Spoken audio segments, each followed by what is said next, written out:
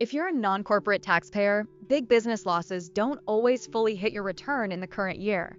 The excess business loss limitation puts an annual cap on how much net business loss you can deduct. On the EA exam, they love testing who this applies to and what happens to the amount you can't deduct. The key idea, the extra loss doesn't disappear, it gets pushed into a future year. For 2024, the cap is $305,000 if you're single and $610,000 if you're married filing jointly.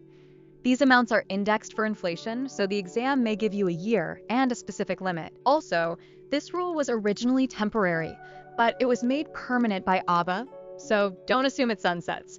This limitation is aimed at individuals and other non-corporate filers, not C corporations.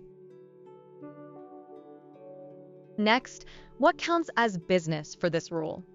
Think trade or business items from Schedule C and Schedule F, plus pass-through activity from partnerships and S corporations. But here's a common trap. Wages are not business income for this limitation. On exam questions, they'll try to sneak W-2 wages in as something that increases your business income to allow a bigger loss. It doesn't. Mechanically, the calculation is done on Form 461, Limitation on Business Losses. The form's job is to separate business income and business deductions, net them, and then apply the annual cap. If your net business loss is within the cap, it flows through normally. If it's over the cap, the excess portion is disallowed this year and becomes a carry forward. Here's the classic example. Jenny is single. Her Schedule C restaurant has a $400,000 loss. She also has $500,000 of interest income. Even with plenty of non-business income, she can only deduct $305,000 of net business loss in 2024. The remaining $95,000 is disallowed under the excess business loss rule and carried forward to the next year as a net operating loss. Marcus is a 50% partner in Harborview Advisors, an LLP. The partnership had a terrible year, and Marcus's share is a $300,000 ordinary loss and a $12,000 capital gain.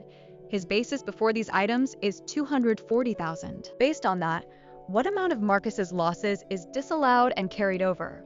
The options include $60,000, $48,000, $50,000, and $46,000. Think about it. The carryover is $48,000.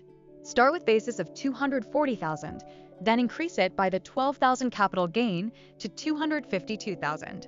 Now compare that to the $300,000 ordinary loss. He can only deduct losses up to basis, so $252,000 is allowed and the extra $48,000 is disallowed and carried forward. The tempting wrong answer is $60,000 if you forget the basis increase for the gain. Danielle is a sole proprietor with a nail salon profit of $25,000. Her husband Ethan is also self-employed and has a $1,500 loss from carpentry.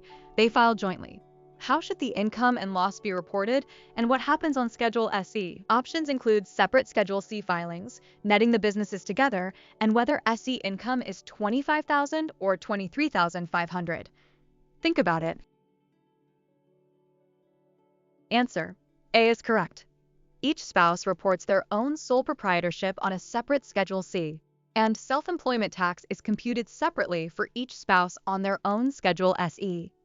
Ethan's $1,500 Schedule C loss does not reduce Danielle's net earnings for SE tax, so Danielle's Schedule SE reflects $25,000 of net earnings subject to SE tax. The tempting wrong choice is $23,500 because it feels natural to net them.